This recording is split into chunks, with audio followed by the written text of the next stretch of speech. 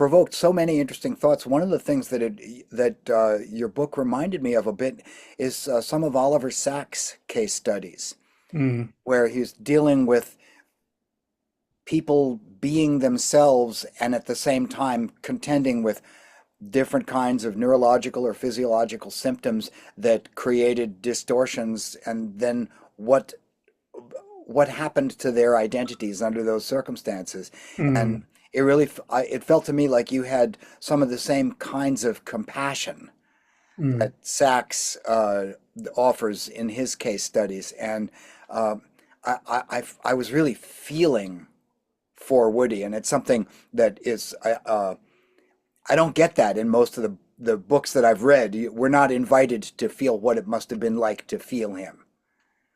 Uh, That's very nice to hear.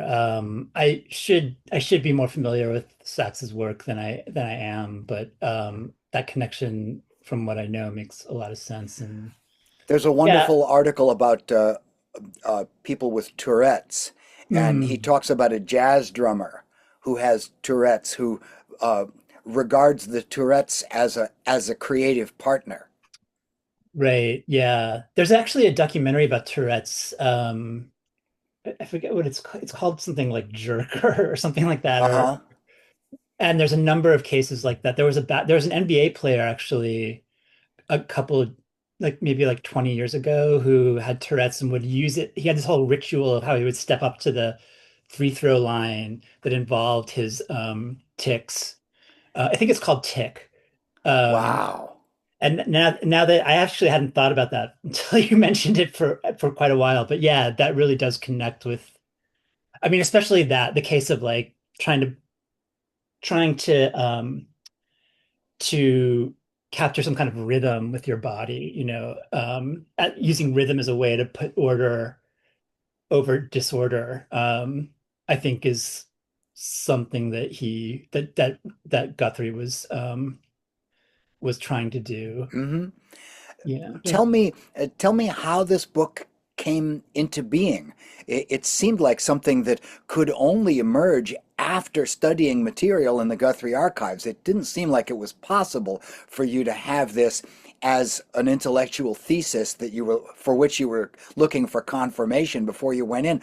What's the story of how this piece of exposition developed? I mean, that's absolutely right.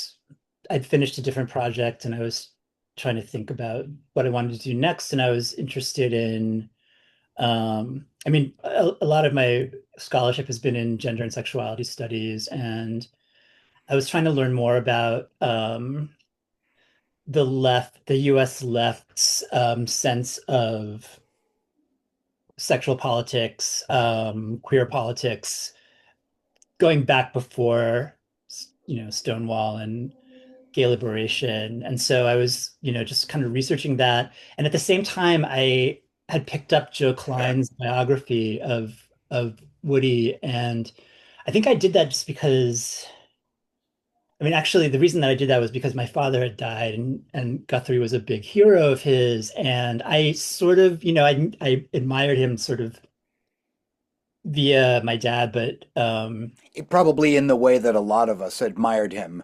Uh, yeah, exactly. Like with not a hugely detailed sense of who he was or what he did, but I read the stuff in Klein's bio about. There's a little bit of the erotic writing in there, and then he also notes the story about Guthrie being sent to the Deviance Treatment Center, and so I was really fascinated by that, and that's when I went to the archive to try and find out more. And then once I got into the archive, I just was overwhelmed by the kind of material that's in there and how different a picture, or just like how much fuller a picture it provided of Woody as a man, because there were um so many topics that he first of all he had written so much, like, and he would compulsively write. And it was a lot of it was prose. There are all these unpublished songs. There's one novel that's been published. There's like another unpublished novel. All it's just reams and reams of stuff. But it just seemed to me like there was this whole I won't say other person exactly, but just this, there was this depth and range to him as a person that I had never seen represented. And also some of the material was just so beautiful. Mm. Like, he would paint in watercolor over his writing in his journals.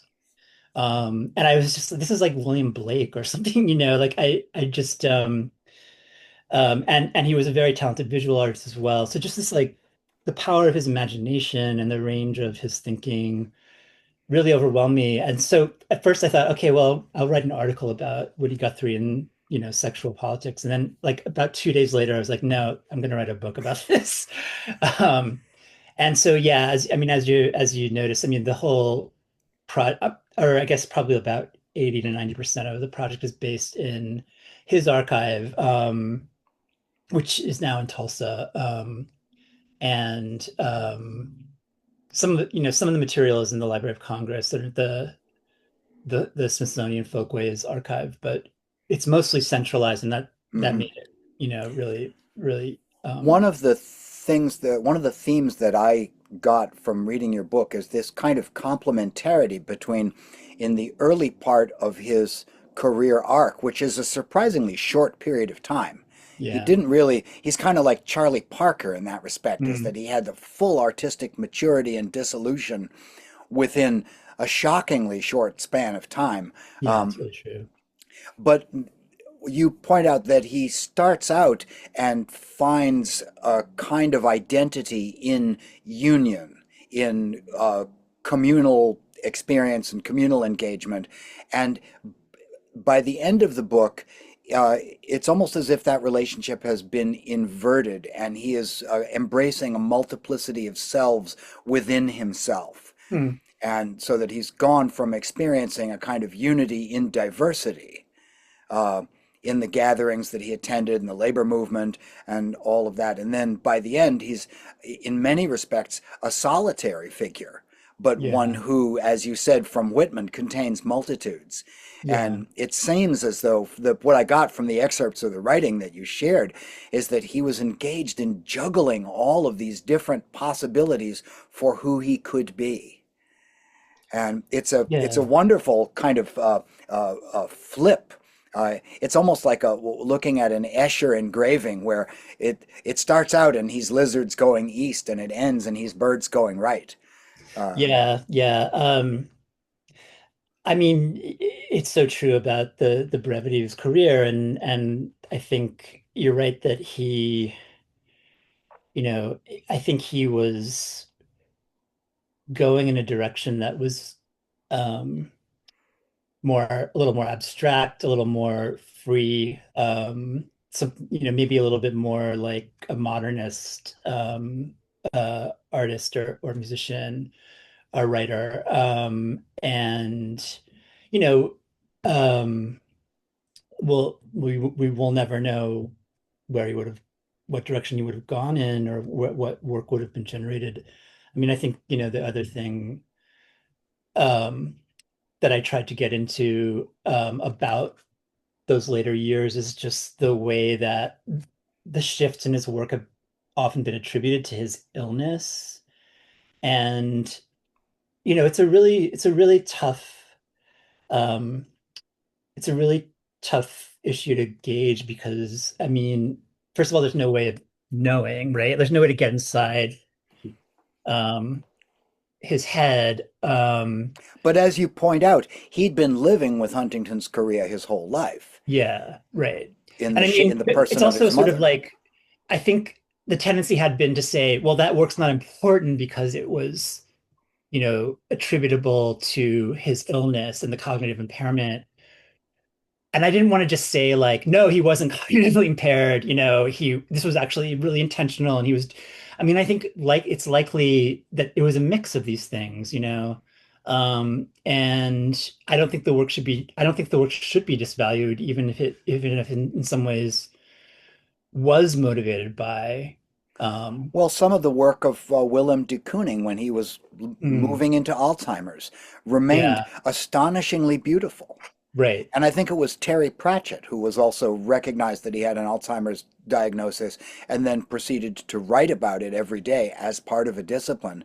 Yeah. Um, and those are very, very powerful pieces of self-examination. And Yeah. you can be cognitively impaired and still have a powerful aesthetic compass and a powerful intentionality.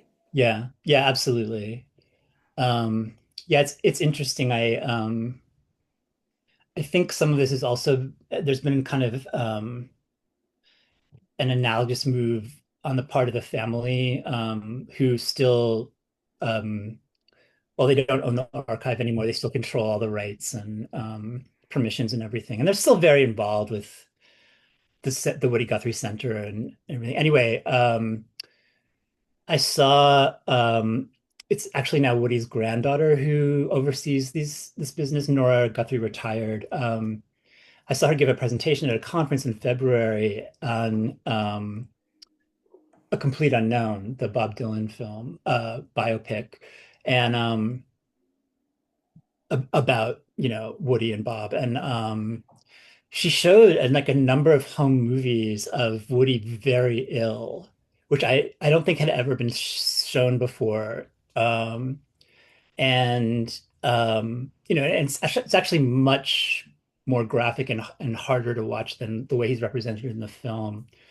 Um, but it seems to me that like that they too are sort of like they've been hesitant to sort of, really um, put this part of his life in the spotlight, and that's changing now, possibly just as a result of different attitudes about disability and sort of like just a cultural shift in the way that the way that disability and illness are represented and the sort of just there being less shame associated with and more acceptance associated with that. Well, in the time that Woody was growing up, then incidences of dementia were often attributed to late onset syphilis. Mm, And so there would have been a strong sexualized stigma associated with that, and that yeah, would undoubtedly have been part of the attitude set that he and probably other people in his camp experienced. yeah, that's a great point too, actually. And that really fits with just the constellation of issues around sexuality and as well, and the body in general. And I think he ended up with this really strong sense that um, this issue of deviance and like certain bodies being deviant is a politicized issue, and it's like their power relations determine who we think of as deviant and normal. And he saw that in a very, I think, broad way that encompassed sexuality, that encompassed illness, that encompassed like criminality and the justice system and just a whole range of issues. Well, Alfred Kinsey was making that point as well, that um, laws against so-called abnormal sexual behavior were used by the state as ways of repressing people who were already politically or socially or economically disenfranchised. And so, Absolutely, yeah. you I know, mean, I was actually really combing. I really wanted to find evidence that I don't think I ever did that Woody had read Kinsey, but it doesn't really matter. It's yeah, definitely as you're suggesting. I mean, it was the zeitgeist of the time. I mean, in certain circles, but in influential circles, to have this broader and sort of more accepting view of sexual variety. So yeah, I mean, that was a parallel I was really fascinated by. that would have been something that also would have been part of the hobo experience. Mm, 'Cause there's a whole rich set of oral traditions around a gay subculture in the hobo world, especially from the 1915 onward, I would guess. Um, yeah. and it's funny thinking about that. There's a wonderful book on Harry Partch called Hobo Composer that Okay. and one of the things that it because Parch was a traveled as a hobo for a couple of years and worked in, you know, uh, the conservation camps and so on during that Mm. whole New Deal period, and had a variety of uh, same-sex relationships with people that he was traveling with. And the part of the subtext of that book is all of these now bowdlerized and sanitized rhymes and songs. The Big Rock Candy Mountain were Right. all originally hugely obscene, uh, Yeah, and filled with all kinds of NSFW references. right. And it seems inconceivable that if Guthrie had done more than just hop a freight train once, that he would have been exposed to that. Yeah, I mean, I think that was, as you're saying, unavoidable in that for anybody having any substantial experience in that world. I mean, I think also something that really struck me as I was learning more is, I mean, even his own portrayal of that world in his autobiography, Bound for Glory, um, while it doesn't have, overt sexuality or eroticism between men, there's this, and I think this is part of his reverence for Walt Whitman, but like the the um the bonds between the men as they're depicted in there are sort of bonds of tenderness and care, of the need to sort of actually kind of mother one another or mother the kind of more vulnerable members um of the of this kind of underclass. So there's a kind of yeah, not exactly eroticism, but a kind of intimacy Hmm. that he's very forthright about depicting between men in in the boxcars, in the camps, etc.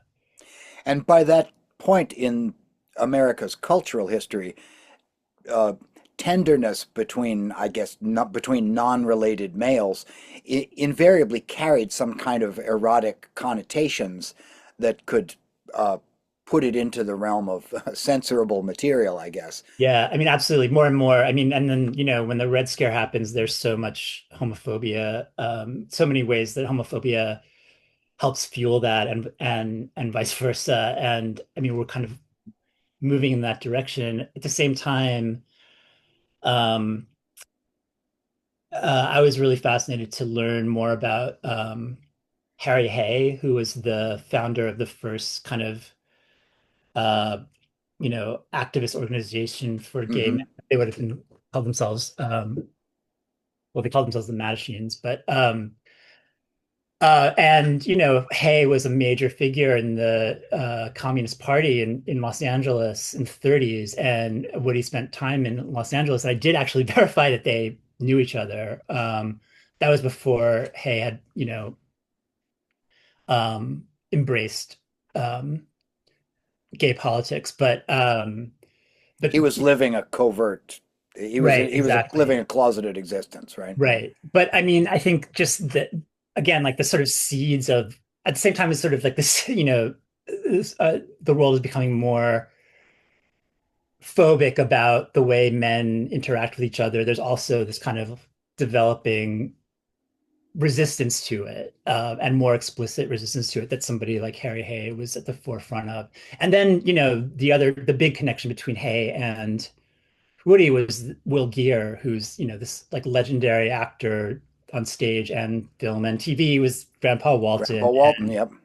yeah, and that's how most people know him. And he was bisexual, and he was Woody's best friend. And he was also Hayes' lover for a time. Um, and so that world was, I mean, it was, as you find out with almost anything, was much more complicated than you had anticipated. And And what we have from the popular mythology is it's a very convenient story of this outsider who comes in and reinvents American folk music in a single night.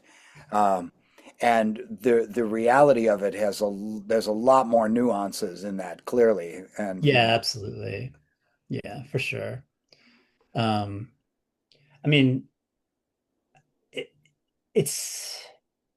I think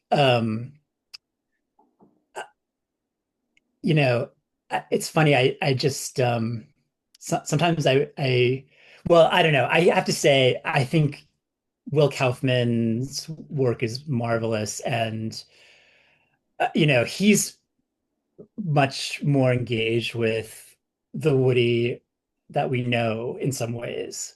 But again, like he brings such a sense of nuance to like Woody's approach to labor and his relationships to like labor leaders or just the actual really nitty-gritty of his political thinking, which is again, much richer and sometimes kind of opaque in ways that you're not allowed to, or you're not able to grasp by um a portrayal of Woody as a legend. I mean, when anybody becomes a legend or a kind of mythic figure, there's a lot of loss. You Right. lose a lot, and I think both Will and I we're trying to do that to bring back nuance in different from different angles.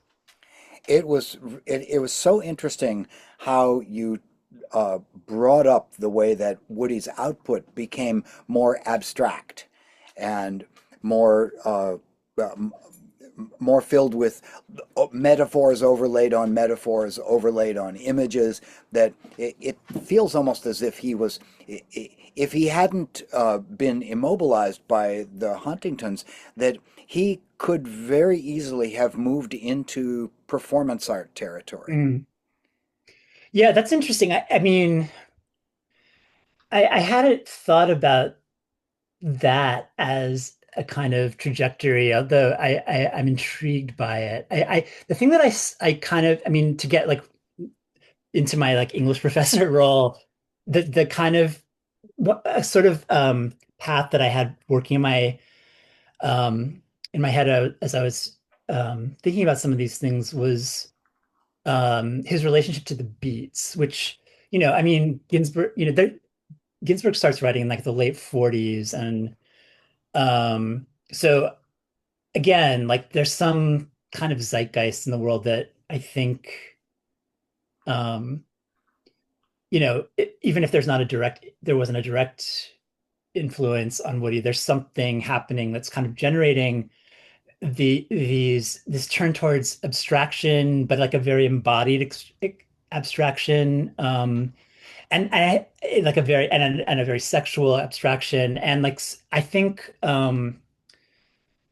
I kind of kept thinking, people sort of associate Woody with like Jack Kerouac, and or they might be led to do that, like he's like the loner on the road, but I ended up thinking, really he's more like Ginsberg or Burroughs in some ways because of the interest in sexuality, and also because I think both of them, like Woody, understood sexuality as something that's like formed through institutions. And again, like these matters of like how what's deviant gets determined, and what do we do with the people who've been named as deviant. And I mean, Woody was a direct kind of victim of that. And um if you look at Howl, there's all material about both, I think both Alan and his mother's time spent in insane asylums, and Right, right. all of Burroughs' work on drug users and queer people. I mean, all has there's a sense of like oppression, like a sense Hmm. of of power and pressure around them, and it's not really about free. I mean, it is about freedom, but it's about freedom that has to be fought for in a world that's pressuring against it. Um, and so I sort of imagine Woody like kind of, becoming more like them. I mean, I don't, again, he wasn't, gay, as we would understand that term. And who knows how he would have negotiated that in a world where, Well, I that, saw a bumper sticker not too long ago that said, "I'm straight but not narrow." right. Yeah. I mean, that's my sense of him, essentially. And also, Um, for example, being in the merchant marine, again, in yeah, an entirely male atmosphere, uh, the existence of same-sex relationships on board ships is that's been part of the culture of seafaring men since the first time that there were seafaring men, I guess. for sure. Um, Yeah. and And I mean, it's also uh, so essential to the American literary tradition with Whitman mhm, and Melville, the Pequod and all of right. those depictions of intimacy between men. And um, yeah, so it's I think it's helpful and enriching to understand him as part of that tradition. Hmm.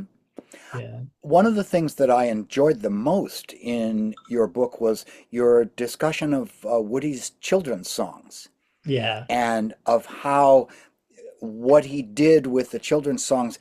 I've heard some other children's records from that rough time period, and most of them don't wear very well at all. Yeah. They seem incredibly didactic and mannered and see Jack run, run Jack run, and whereas Woody's songs uh, all have this marvelous silliness to them. Yeah. Uh, Talk a little bit about that. What was it like for you engaging with those children's songs and finding a theory of place for the children's songs? I love that those records, and I don't have children. I wasn't familiar with that music, that um, part of his body of work at all. But I was really seduced by it, and it helped me think a lot, actually, too, about about his understanding of the body, and because I think what brought such pleasure and um, excitement to him in writing songs like that was his sense that like children's bodies aren't disciplined in the way that adults' bodies are. And so like children move in silly ways and and they like really enjoy movement, like shaking hands. There's a whole song about shaking Right, hands. right, Just like the movement of shaking hands. And I think, and it's possible again, like he may have been experiencing some symptoms of Huntington's already, maybe even not consciously knowing that, but um, the children's songs really celebrate this very free sense of the body. And, if you've, well, if you've seen your mother's body basically, waste away or, become captured by this horrible disease, and you're maybe starting to experience some aspects of that yourself. I mean, what is a better medium for um, like sort of uh, freeing the body from social restrictions than children, and then children's attraction to dance and to song and to language too, and like sort of like repetition of language and the sound of language and right. That yeah, wonderful perseverative, nonsensical quality. It reads, some of the yeah, children's songs read like they could be part of Joyce yeah, for sure, yeah, or Gertrude Stein. right, There's that same kind of giddy quality, and that I think that ties in. You were talking at a couple of points in the book about how Woody's sense of tempo would kind of get away from him, and he'd start accelerating. And it's yeah, one of the things that's characteristic of children's activities is sometimes they'll accelerate until it just goes and spins wildly out of control, and there's a kind yeah. of a game quality to that. Yeah, absolutely. And like a kind of loss of ego, just like a loss of oversight of yourself and just that, yeah, increasing as you go along and you experience more pleasure from it, etc. Yeah, and I mean, I think, a lot of, I mean, some of the things we're saying, I mean, I know this sounds strange, but like in some ways we're talking about, I think, the sexual stuff and the children's stuff in some of the same terms. I mean, Hmm. about the freedom of the body. And I think just his kind of ability to see or to bring those two very separate realms like onto a spectrum with each other around this issue of like how bodies are disciplined, how bodies are socially ordered, and how that's part of actually like oppression and um, is anti-democratic, etc. Is a big factor in why I got so interested in him Hmm. as a figure.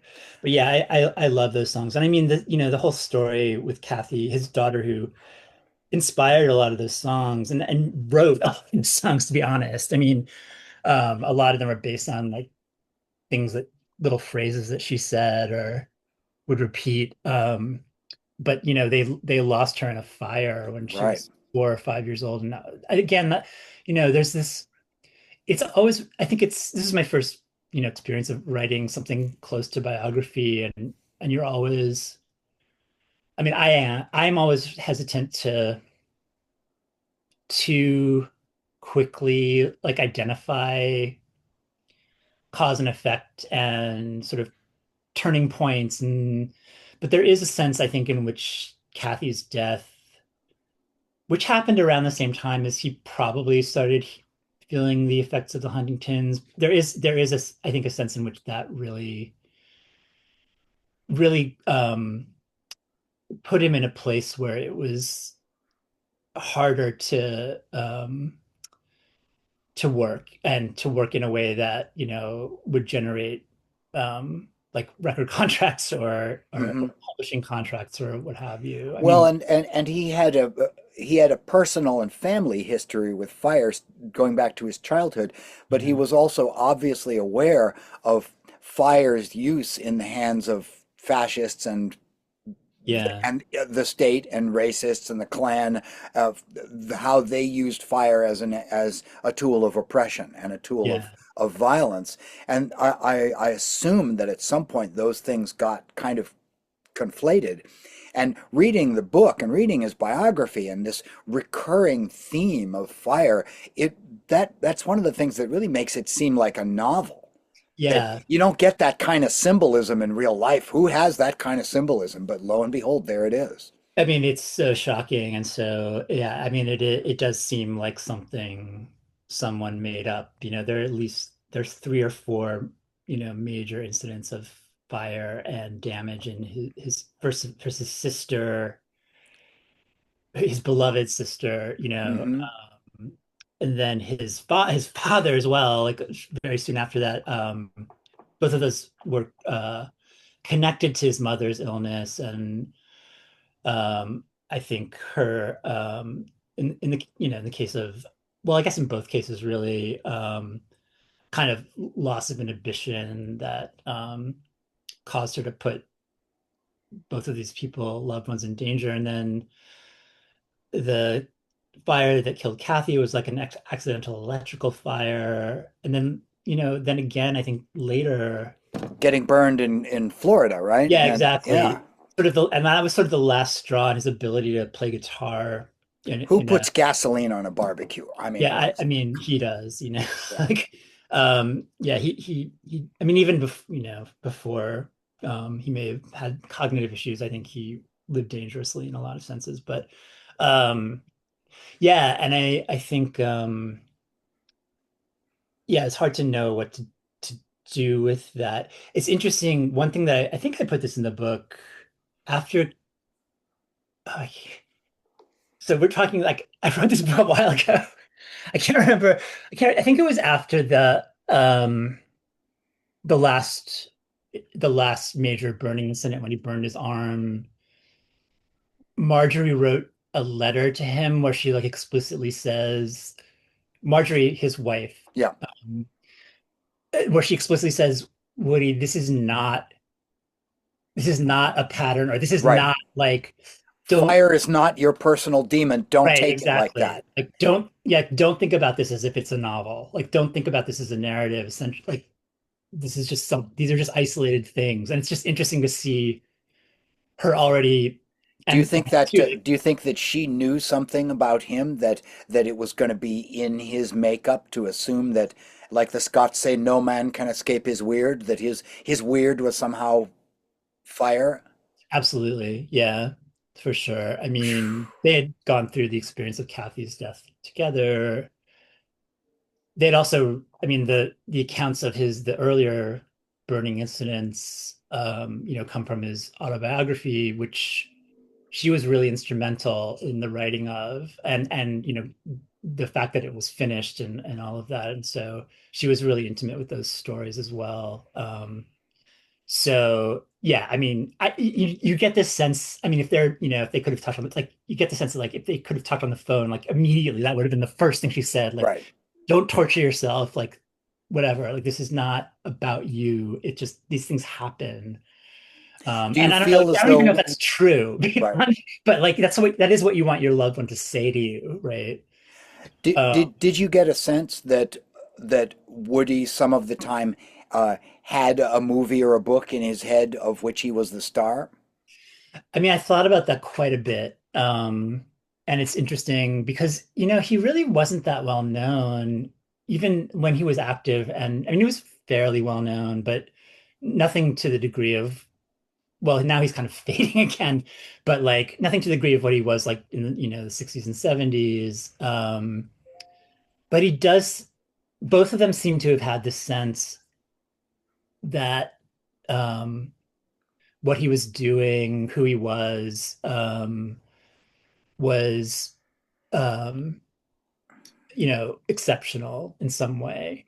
And Marjorie saved all the materials, which is amazing. Like she saved all of his journals and, notebooks, songwriting notebooks, paintings, all of this stuff. She thought, I think that, I mean, I think it was more than just like, I'm keeping this because I love this person. And maybe it was that too, but like, I think from very early on, she had a sense that this material would be of interest to people later. And also, I think the fact that a lot of it had never been seen, and she thought that it should be seen and hoped that it would be seen, One of the is things that I really enjoyed and I felt nourished by your book in that you really deal very explicitly with the idea of Woody as part of a network of people.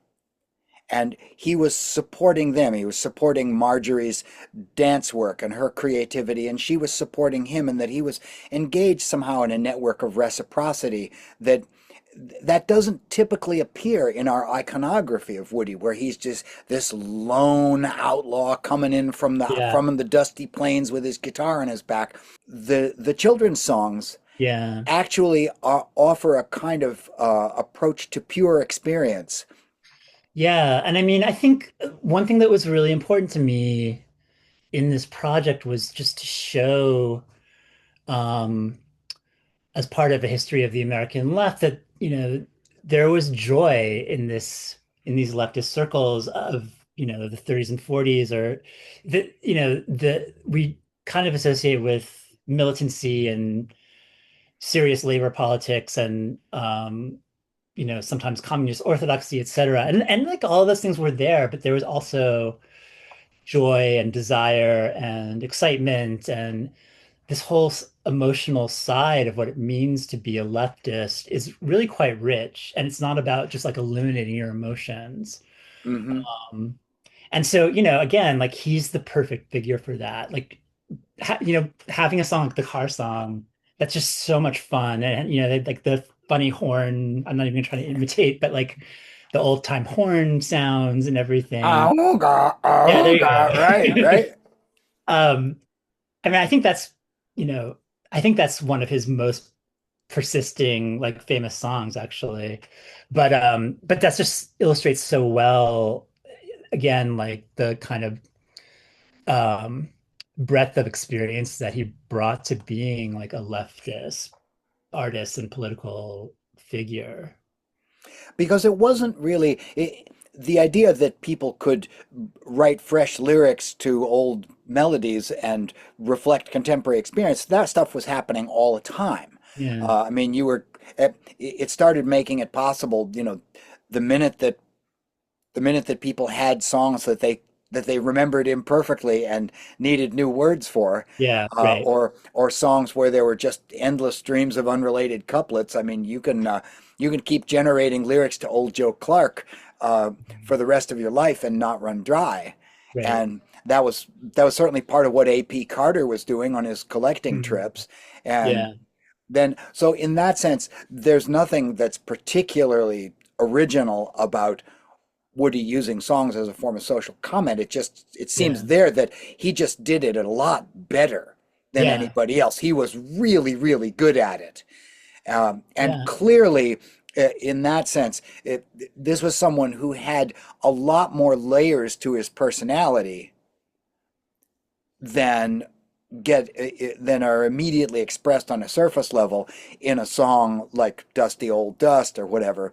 You don't Right. you don't hear all those layers, but without those layers, he wouldn't have been able to get the entire of Grapes of Wrath into the Ballad of Tom Joad. Yeah. I mean, I think his gifts with language just were really tremendous, and again, they span multiple media as well. I mean, I think about I think one of the first big moments of recognition for him was when he went to the Library of Congress, um, invited by Alan Lomax to do these recordings, and in between the songs, he narrates. Well, Lomax interviews him, Right. but basically, what he narrates his life, and it's so, it's so compelling and it's so vivid, and I would love to hear juxtaposition of the Lomax interviews of Jelly Roll Morton and the Lomax mm, interviews of Woody. The idea that we have in our 21st century homes with our 21st century families of what constitutes a normal life is in fact very, very recent.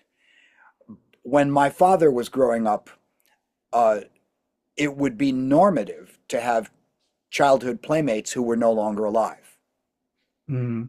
That was simply expected. My dad was born in 1920. Children were dying Oh yeah, regularly yeah. I in the mean, even in the families of the affluent. yeah. That was a standard thing.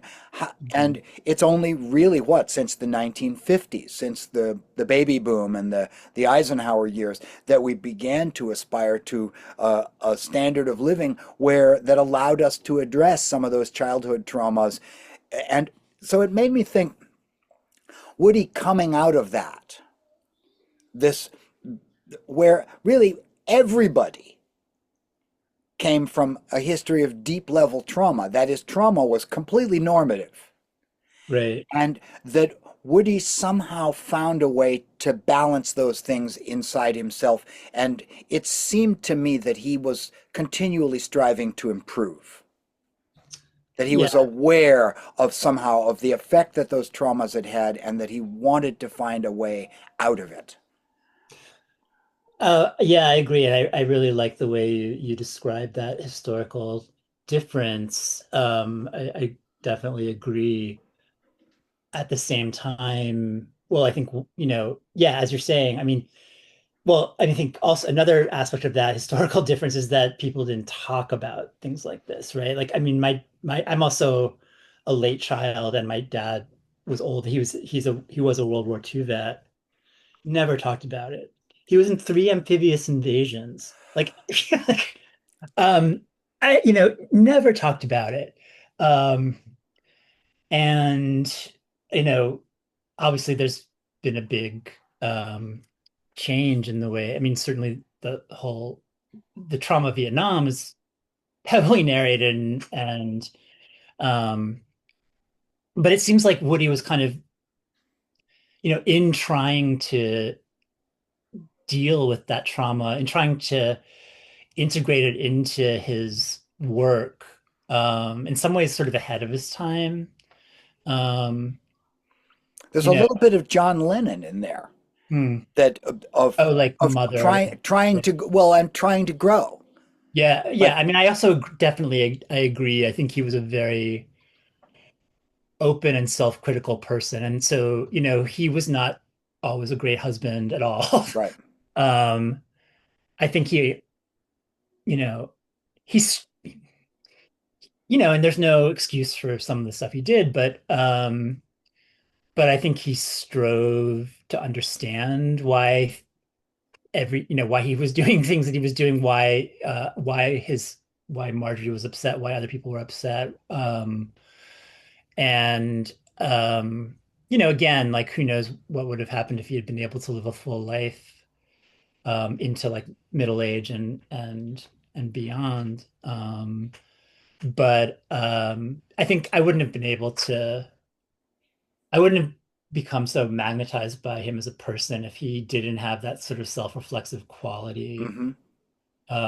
And so, you know, um, I think I said something in the introduction to the book. Like there were times when I was reading stuff and I would start cringing, Right. like I remember, I wish he hadn't written this, but on the other hand, like that's another kind of depth. I mean, the things that people do that are, um, that are hurtful are, um, or, offensive or what have you. I mean, that's part of the complexity of people as much as, How there's we negotiate trauma in our lives. And sure, what was yeah. it? Was it Auden who said, "What every schoolboy learns, those to whom evil is done do evil in return." And when we're impacted by trauma, then it affects us in all these different ways. And Yeah, you can fold Fire and Huntington's Korea into that definition of trauma. yeah, absolutely, yeah. One one Okay. last area. I mean, obviously, you and I could go on with this for Yeah. hours. No, Clearly, I'm I'm I'm having really such a enjoying good this. I time. mean, Yeah. yeah. Um, that wonderful quote about I forget exactly what it is. It's anyone caught singing this song without our permission is a real good friend of ours. You can whistle it, hum it, yodel it, do whatever you want to. We wrote it. That's all we wanted to do. It seems like Woody uh, invented Creative Commons licensing and was engaged in a redefinition of intellectual property.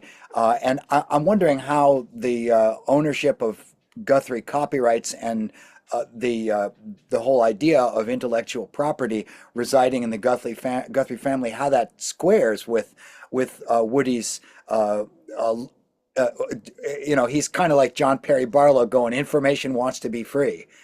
Right. Well, it's interesting. I mean, one of the really interesting things about this project was I do know Nora and Anna, his daughter and granddaughter. I mean, not well, but I've talked to them on multiple occasions, and um, I know they've thought about this a great deal, and it comes up, I think it's come up especially when there's been some sort of dicey use of this land is your land. Mm. Like, I think maybe it was played at the Republican convention at some point, or things like that. And I think they've Billy sort of, Graham's chorale was using it a lot oh, in really? Worldwide Okay. Missionary Group. Right. I mean, so I think they basically decided that they want to protect the work in a pretty conventional way. I mean, and also, I mean, the work is all, I don't totally understand the music business, but the work is all registered with like, publishers, etc. I had to get permissions from is it TKO? There's one really, really big music publisher that owns a lot of his songs. Actually, the most expensive permission though that I had that I ended up getting was the song Hobo's Lullaby, Mm, just by somebody I'd never heard of. I think his name was like Goebel Reeves or something like I that. think A lot that's of right. people think Yeah. Woody wrote it. It was like astronomically expensive. Um, anyway, but I think uh, I mean, Nora and Anna are also very thoughtful and kind people, and so like once you sort of establish yourself as serious and I think when they first heard that I was writing a lot about sexuality, at first they were like a little bit like, who is this guy? What's he gonna say? And then eventually I was able to make it clear that Once they first of all, I figured out was you weren't writing a Katie Kelly biography. right, yeah, that I'm sympathetic and that I'm putting it in this context, etc. They became more accepting, and like, I mean, this is putting it in like crass terms, but they gave me huge discounts on like what they say, what they're like, we understand you don't make much money as a college professor, like, so like they understand sort of issues of need and resources, Mm, but they're not like, oh, everybody just they're not just like, you know, doing away with all of the barriers. right. And I respect that. I think that's probably the best you can do. Um, I Hmm. mean, I think there's still so many songs and lyrics basically out there. And Nora's been sort of doling them out to contemporary artists. And I think that's the material that actually I think they're most protective of. Um, like, The unreleased material that's still in the yeah, like if vaults. Yeah. somebody, I mean, and I do quote some of those things, but I think their biggest concern is like somebody quotes that stuff and then somebody else writes a song, somebody that they haven't like, chosen Vetted. Yeah. writes the song. I mean, some of that, that Billy Bragg and Wilco, those Mermaid Avenue albums are so brilliant and so like sort of, I mean, that's such a daunting project to like take a figure like Woody Guthrie's lyrics and try to make um music for them. And I mean, I'm just blown away by those albums. And I think and the way that they don't actually really sound like Woody, but they sound great with the lyrics. A lot of which are the lyrics that deal more with like love and sex and personal issues, gender, etc. So I mean, she chose great artists. Like those were like exactly the right people to do that. And I think she's really careful about who she wants to be Hmm. doing these Are projects. there She does any a lot. are there any particular favorite tracks that you have from any of those records? I love, well, everybody loves California Stars. Played it at Hmm. my wedding. And do you know that song? Hmm. Um, And well, I love Walt Whitman's Niece, the first song on the first album, and I also kind of wanted to write something about that song because I feel like it's so absurd. It's like this. He keeps saying things like, we went to this house. I won't say which house. We walked up the stairs. I won't say what stairs. We lay down a rug. I'm not going to say which rug. It's just absurd, but it's also like really. It feels like it's really of that. This will sound like a stretch, but it sounds to me like it's really of that kind of like McCarthy paranoid mindset, like in a really comic way, because it's just like ridiculous. Like, yeah, I won't say which rug, like, um, uh, you know, That um, sounds like some of Bob Dylan's material too, when he's being enigmatic. yeah, A song like "What Was It You Wanted," which is just long strings of seemingly unrelated questions where he's clearly just refusing to admit to anything. yeah. No, I mean, it's funny. That's a good connection. And again, like, I mean, I think that that's also just a way that Woody was a little ahead of his time. Are there any contemporary artists who are doing things that are somehow aesthetically or spiritually or psychologically aligned with your understanding of Woody? Is there anybody that you want to give a shout out to in the course of this? I was afraid you were going to ask me this. You're welcome to say, "Get out of my face with those questions," No, no, no. I mean, it's obviously it's a good question.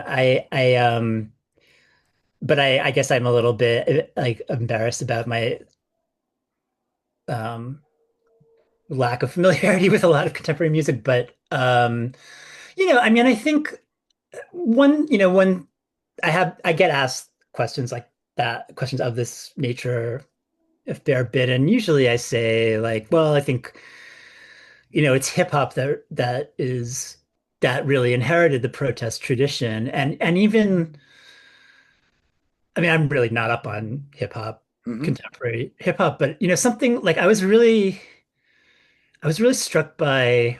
I mean, I love Kendrick Lamar.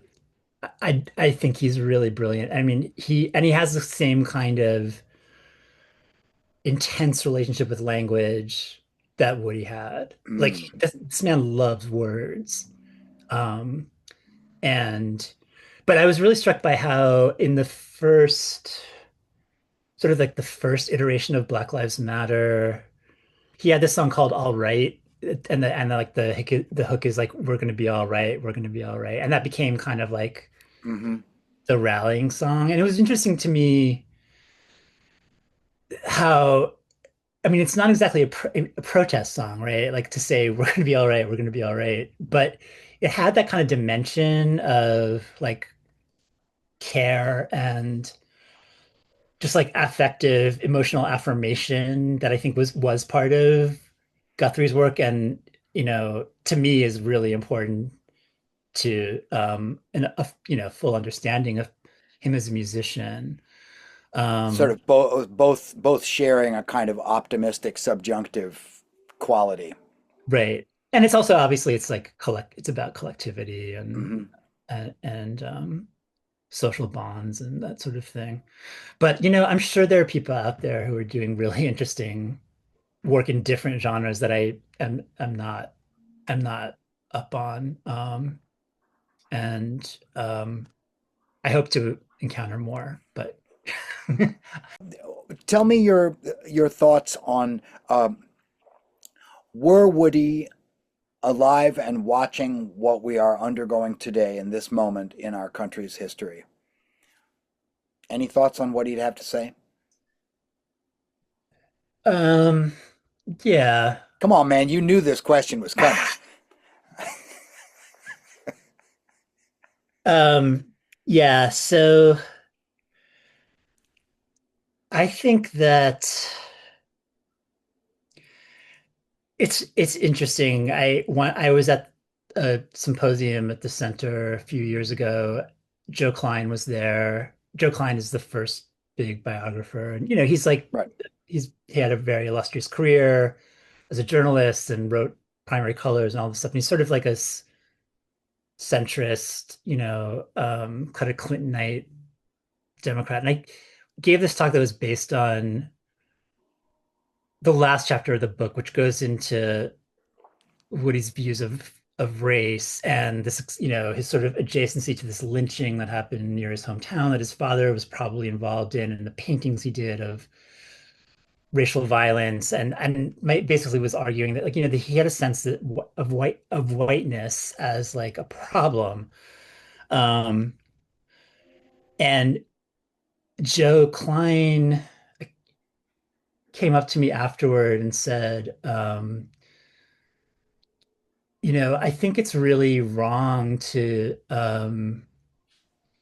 talk about this like issues like whiteness and identity politics because um I'm trying to remember how he put it, but basically like um that those were things that I'm sorry, I'm just I thought this was going to be a good way into this topic, and now I'm sort of like but basically like he was making this case that like when you bring things up like that, like you alienate middle American voters, and like they're gonna vote, you That's know, all a synecdoche for him just feeling uncomfortable. right. And I really disagree with that because I think and not in the like, oh, but he was really into identity politics, but I just think that like something like the issue of like um transgender rights, and I think he would have been like, this is crazy. This is don't Why do we care? Why does anybody care about this? The only thing that matters like um is the uneven distribution of wealth. I mean, that's what it comes down to it. Like, I don't think he would have been like, oh, trans people or whatever at all. Right. Um, I just think that I think I would align him with somebody like, I mean, Bernie Sanders is like basically a New Deal liberal, Hmm. and the closest thing we have to that surviving. And I think he would have just seen all of the he would have been really on to the exploitation of these culture war issues. And I mean, he always came back to class and wealth inequity and you know, and the privileges of the wealthy. Um, and I think he would just be reminding us like this other stuff. I mean, I think race was a little different, and Hmm. I don't know. Yeah, obviously, there's no way to know, but like where he would have or how he would be thinking about that Well, today. I mean, historically, race is one of the tools of economic oppression. That's obviously, yeah, that's the case for sure. And I again, but I think the sort of cultural war stuff, he would have just been like, this is they're trying to like appeal to you in this emotional fashion, and it's just, I mean, he was very interested in emotional appeal, but like he also saw the other side of it, and it's the capacity for that to be exploited. Hmm. And I think he would have seen that as like kind of an exploitation of um or deformation of like the emotional aspect of politics. It strikes me that some of the issues of gender identification probably also show up in his children's songs, which are not they're not they're not gendered songs, Yeah, and that's a good point. there is a sense about them that somehow that none of that matters. I mean, and you could say that about, and that's another thing that sort of working in the realm of children's culture allows. Like, there's just less of a sense of gender difference, and it's, you know, and the enforcement of it. Hmm. Yeah, I think that's absolutely right. Um, and as you say that, I'm like, yeah, you're right. There's not like a boys song or a girls song in there, Right. right? Yeah. So Gus, what I've got like a year's worth of material here, and this is I've learned so much from this. Um, it, is there anything about Woody Guthrie that you wish people know? Is there anything about Woody Guthrie? Gus, tell me, is there anything about Woody Guthrie that you wish people knew? everything in the book. Um, sorry, that's not a good answer, but That's a perfectly good answer. Buy okay. this book. It's a good book. I mean, I think I would say the thing that I ended up really, I think most most moved by, most engaged by was just like his sort of relentless sympathy for and connection with like the most abjected people. And that included like a poor underclass, but it also included people in deviance treatment centers or people in hospitals, people in jails, people um I think he always moved towards the people who were most shamed, most denigrated, most dehumanized, for like whatever, basically like whatever reason. And that I think that was the thing that like I mean to the extent that I think of him as a hero, it has the most to do with that quality. And that's what makes him still relevant today. Absolutely. Yeah. That doesn't go away, and that's something we need. We are, you know, it that's a quality that's being actively and intentionally destroyed now. So, Bill uh, McKibben makes the point that the the uh, the Trump administration and the fascists in power want us to feel as individuals in competition with individuals. And what he said is that uh, the the most powerful thing that you can do as an individual is to stop being an individual. I mean, that sounds like that could be written in one of Woody's journals almost. Yeah. Yeah, And Trump and his people, they want us to be lonely, defeated, and crazy. right. And so simply by being with other human beings, by being undefeated, and by staying sane in the face of the shitstorm, that Yeah. constitutes an act of resistance. Gus Stadler is a cultural critic and a professor of English at Haverford College. He's the author of Woody Guthrie, An Intimate Life. Gus, it's been a pleasure talking today. I've really enjoyed our conversation. As have I.